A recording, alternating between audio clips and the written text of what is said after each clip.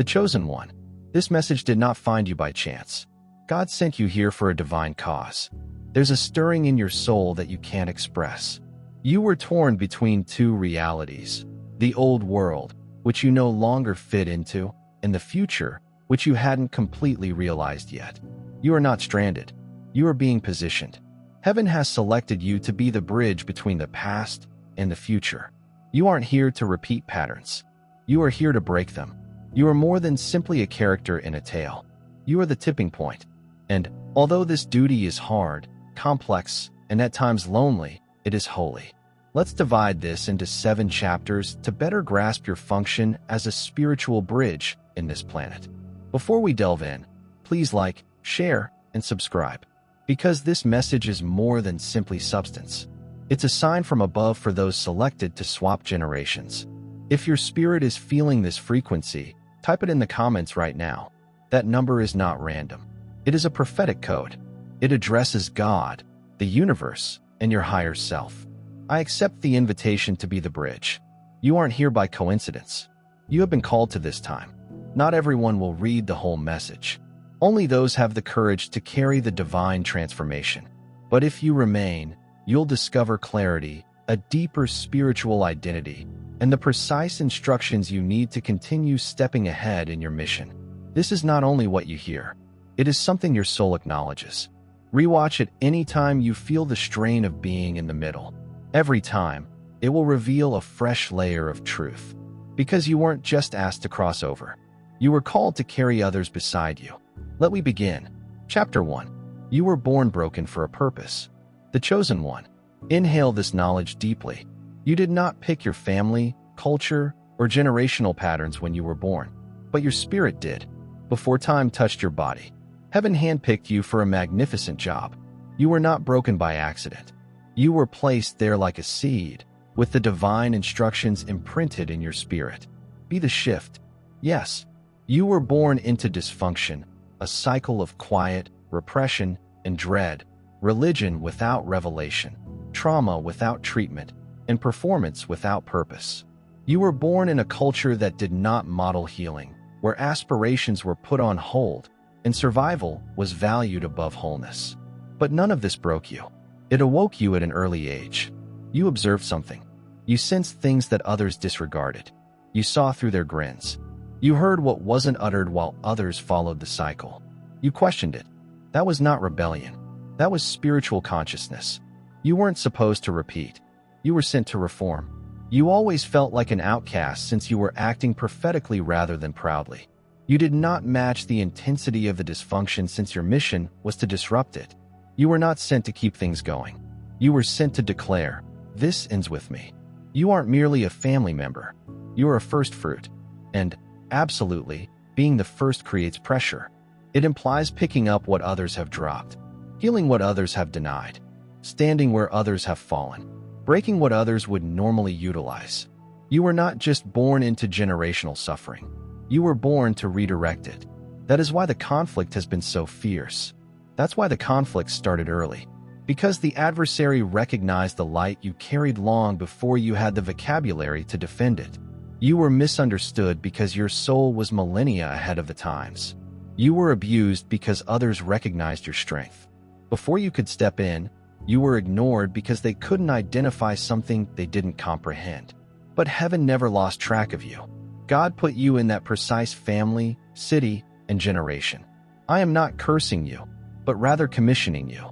You were created to bring about change in a damaged world. Your life is a link between past sorrow and future purpose. You are a live answer to prayer. Your predecessors never had the ability to talk. And now, after all the stillness, anxiety, and peculiar emotions of being different, it's time to accept them.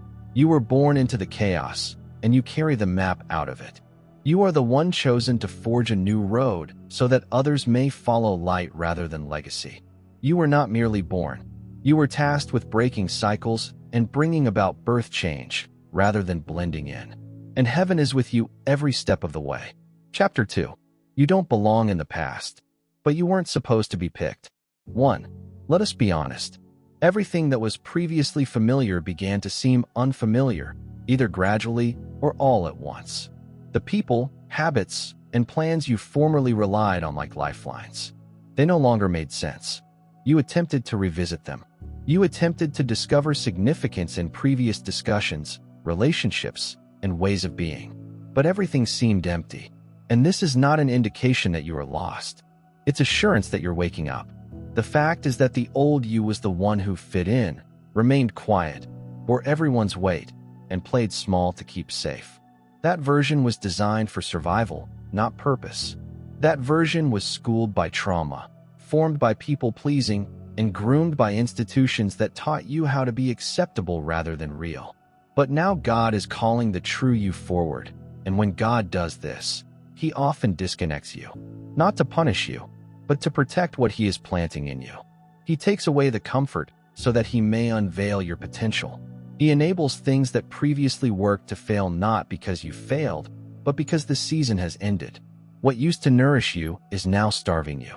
What previously protected you now constrains you. You are no longer the same person. You have outgrown the previous design. That's why interactions seem superficial. That is why you feel out of place in settings that formerly seemed familiar. That is why pretending to be who you were before makes you feel heavy. You've developed, and your soul refuses to shrink back. Your presence currently causes stress. Your silence says louder than your words ever could. Your progress persuades others who are still in denial. So they identify you as rebellious. They claim you've changed, and you have, but not out of pride, but rather on purpose. You were never intended to maintain what was. You were born to construct what has never been seen. You don't belong in the past since you were called to the future. You don't belong in the previous version of your surroundings since you were assigned to bring the new sound, structure, and spirit that will lead the path ahead. You are not the continuation. You are the catalyst. You were not supposed to repeat patterns. You were created to uncover possibilities. And, certainly, this separation is painful. It feels lonely. You may look back and wonder whether you were mistaken, or if you should shrink again to feel included. But deep down, you know you were not meant to blend. You were designed to bridge. You are a heavenly interruption, a holy disturbance, and a walking change. And, no, you no longer suit the past since your vocation was never intended to fit under yesterday's constraints. You are not confused. You are becoming. Keep going. Chapter 3. You're leaving room for what comes next. The chosen one. You're now in an in-between location. It may seem awkward, silent, and even annoying. But make no mistake, it's sacrosanct. You've moved on from where you were, but you're not quite there yet. You've left the beach of your previous existence. However, the new continent has not completely shown itself yet. This is the stretch, the pool, and the pressure of change. And, although it seems like you're standing still, you're really making room for something far larger than yourself. You are not idle. You are not behind. You are being positioned. Heaven is preparing the stage. Your waiting period is not punishment. It's time to prepare. Because God is producing something through you that cannot be hastened. You're not just going through time. You are carrying time. You are creating room for the future, destiny, and divine alignment that has not yet materialized but is already written. This is why your spirit feels like it's waiting. Others cannot see. This explains why your sleep has been affected. Your emotions were aroused, and your perception became sharper. You're carrying more than just your life. You are carrying a shift. You are a container for something generational, holy, and fresh. You are standing in the hallway, yet you are not empty-handed. You are interceding in quiet, obeying without clarification, and providing a place for others to easily inhabit in the future. Because you kept it in tension. You're the first to say no more, the first to seek healing, the first to challenge the patterns. Not only survive, but alter them. You're repairing wounds. Nobody wanted to speak about it. You are performing the task that others avoid. You are accepting a divine calling that has cost you relationships, comfort, and clarity. And yet, you keep going because something deep inside you understands that this isn't just about you. This is why the procedure cannot be hastened. You are not building for a minute. You're preparing for a movement. You are not just entering into destiny. You are creating place for others to follow. You are creating space with your obedience. Your constancy allows you to retain space. You are reserving space. Every time, you fight the impulse to return. Every time you opt to heal rather than hide. Every time you go by faith rather than fear, There will be individuals who enter rooms one day and feel comfortable because you made that place holy. There are children yet to be born who will never know the bonds you shattered because you did it quietly, with tears and trust. This is why you felt invisible. God has concealed you in a location where only heaven can see what you're doing. However, heaven has your back. You are not delayed. You are being developed. You are not neglected. You are being flooded with power, insight, and heavenly might for what is ahead. You are creating room for something that has never been done before. And one day, people will stroll over what you constructed in the dark and ask for a favor. Chapter 4. The bridge is walked on, yet it never breaks. The chosen one. Here's a fact that most people never see. The bridge always carries more than it seems. It can support the weight of others while staying stable. It provides for change, transformation, and mobility, yet it is frequently unsellable, rated, or even unnoticeable. This is your role. You have not been asked to stand still. You are supposed to stand in the space between what was and what is to come. And that area is holy. Being the bridge implies that others will walk over you without realizing the cost for their advancement. They may not notice your petitions. They may not recognize the effort it takes to keep grounded as storms rage around you. They may never comprehend how frequently you've had to put your emotions aside in order to provide a safe space for someone else. You've been the rock in their turmoil, the constant in their trembling, and it's cost you more than anybody realizes. You poured while empty. You've encouraged while shattered. You've arrived with a forceful demeanor. Your soul felt vulnerable. And yet, every time you held, you maintained your position. You carried others through seasons. They couldn't exist alone. You have served as the transitional vessel, the one who created space when there was none, the one who preached life while death was attempting to creep in. This is what bridges do, and that is exactly what you have done. You have been trodden on, stepped over, neglected, and misjudged, but you've never collapsed since your power was not derived from being seen. It originated from being sent. God picked you to hold space. Others would be unable to manage. And while they believed you were simply being polite or helpful, heaven knew you were carrying out a sacred mission. And this is what makes it even more potent. While others forget what they trod on to reach where they are, God never forgets what you have borne silently. He recalls the evenings you led folks in prayer who never thanked you. He recalls the times you gave up your own tranquility to help someone else achieve theirs. He recalls the pressure, the tears, and the veiled intervention. He saw it all, and he is the one who reinforces the bridge. You aren't weak. You are not neglected. You are not dismissed. You are the basis. You are the reason why others have found recovery. You are the reason others have not given up. You are the reason a new level is attainable. You have cleared the way for others to walk freely in the Spirit. You have broken curses via your decisions. You've broken down strongholds with your perseverance. You represent the silent revolution inside your lineage. No, the bridge does not get acclaim. It does not get much attention. However, without it, nothing moves. Nothing connects.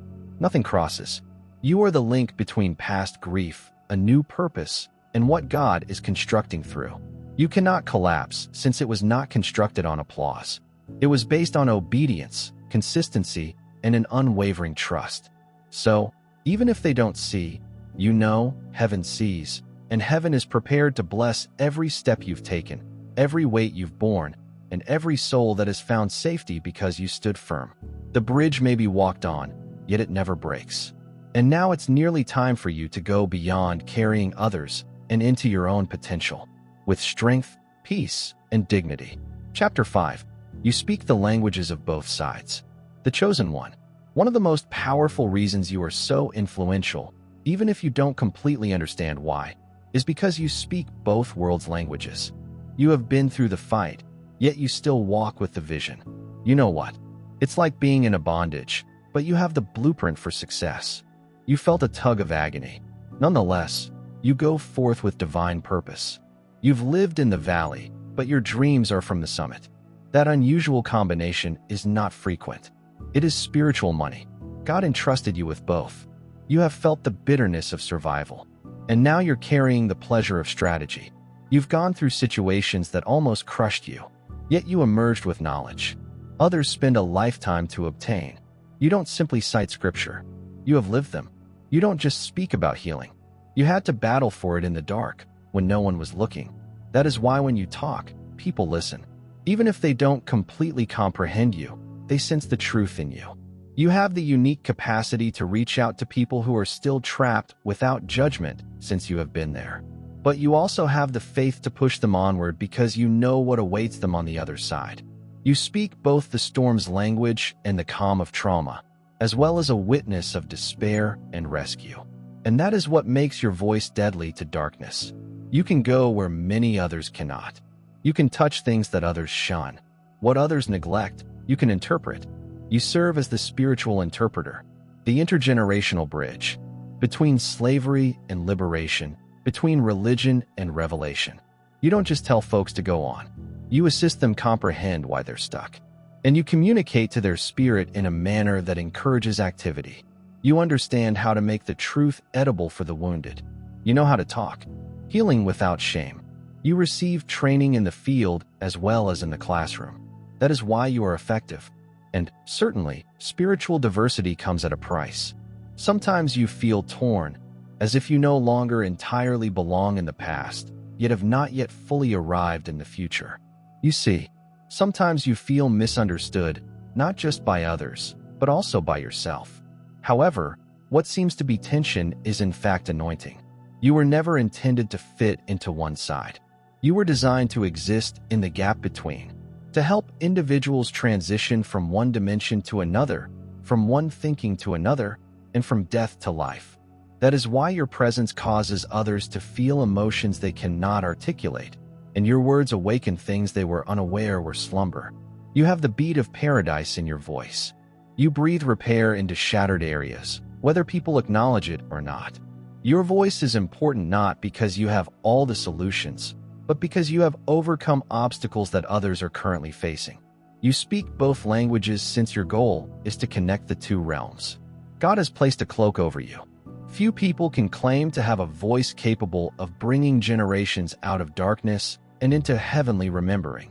You received trauma training so that you could lead with honesty. You were born into bondage so that you may bring about change. You can speak both, which is what makes you strong. Chapter 6. Your life is a plan, not a band-aid. The chosen one. It's time to view your trip for what it really is. Not a random collection of hardships and victories, but a living revelation. You did not go through what you did only for survival. You went through everything to become holy. Your life is more than simply a testimonial to what God has pulled you out of. It serves as a framework for others to navigate every scar, transition, quiet season, and stride of faith. It's all part of the plan. God is setting out your life. People are watching you not because you asked for it, but because your actions say volumes. It talks to people who are quietly questioning if change is possible.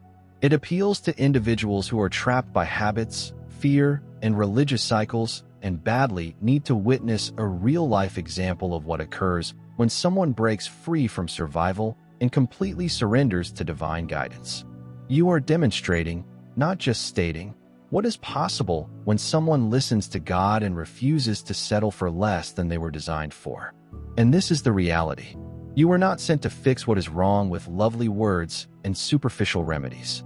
You were not sent to cover up spiritual wounds. You were not asked to adapt to what already existed. You were sent to create something entirely new, a new way of walking with God, leading with integrity, and living with sincerity and confidence. And that calling carries weight. It is costly. It takes away your ease, confidence, and ability to blend in with the throng.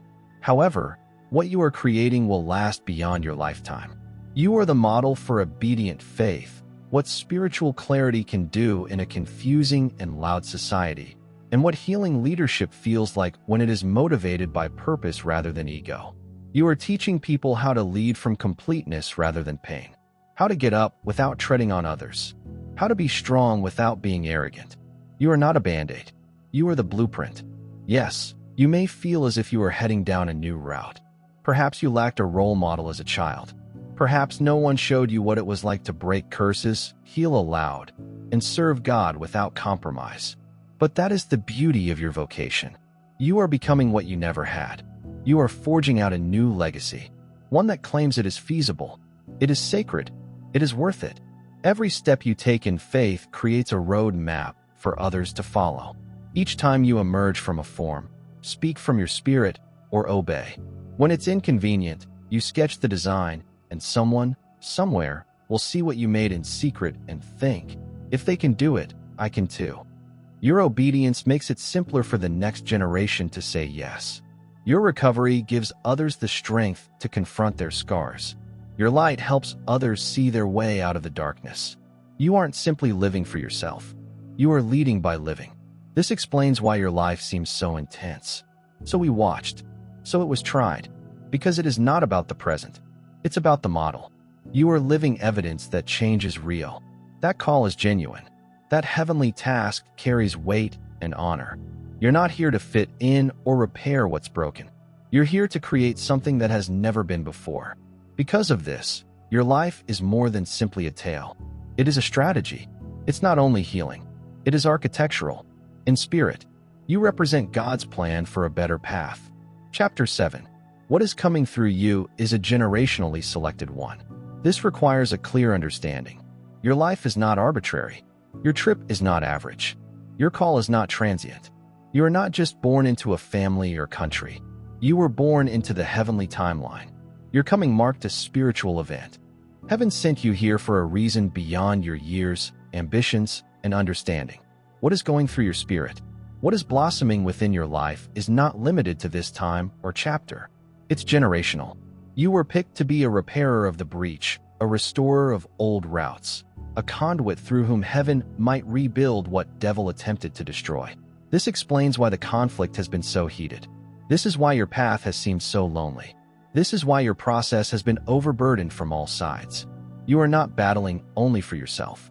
You are competing for those who came before you and those who will follow you. You hold something ancient and everlasting at the same time. You are carrying the future. The trauma ends with you. The hush stops with you. Confusion and terror. Shame is passed down through generations. Lack and failure. This is the final time they can operate on your bloodline. You were born with a divine interruption in your soul. You can't settle for less. Because of what is in you. Refuses to be buried below average. What comes from you is too important to be reduced to survival. You are not just here to live. You're here to change the course of a whole bloodline. This is why you experience things more deeply than others. This is why you had to grow up quickly. This is why your discomfort appeared unjustified and your testing seemed excessive. You're not being punished. You were being prepped. You were being honed for more than just ephemeral benefits. The pressure was on preservation. The breaking was about building. The quiet was God's method of communicating via your actions rather than your words. You were forming a blueprint. What is coming from you is more than simply personal achievement. It is more than simply influence. It is more than simply favor and recognition. It is a heritage. God is using your life to create systems of benefit that will outlast you.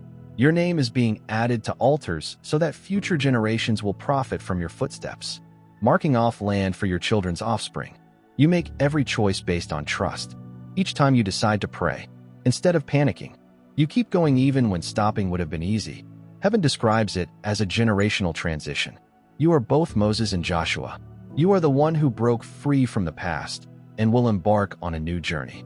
You represent the transformation. You are the fulfillment of prophecy and the start of a new chapter all at once. You don't only have hope, you activate it. You don't simply say change. You are the change. Followers cannot quantify what you are birthing. Applause or money. What is coming through? You will be remembered for all time. You did not make a compromise, and heaven witnessed it. You did not retaliate, and God recorded it. You did not buckle under strain, and now the skies have responded with a promise. You remained loyal. You remained faithful. You remained pure. In a world that insulted purity, you remained surrendered. When others took shortcuts, you became the bridge. Nobody else wanted to be. You stood in the gap. Nobody else could comprehend. You bore hardships that others never saw. And now you're going to see the results of every secret sacrifice. Heaven is pleased of you. The angels have walked by you through the flames. The Spirit has helped you get through your toughest hours. And now, the potential is becoming clear. Not only for you, but for everyone dependent on your loyalty. You are bringing freedom, riches, knowledge, healing, and vision to generations who will never know your whole tale. They will, however, live on via the gift your narrative has generated. This is why you couldn't perish in the wild. This is why God repeatedly woke you up when you wanted to give up. This is why your prayers rocked the sky, even when you felt weak from carrying something that could not be buried. What is inside you is heaven's reaction to the screams of a lineage that has endured far too long.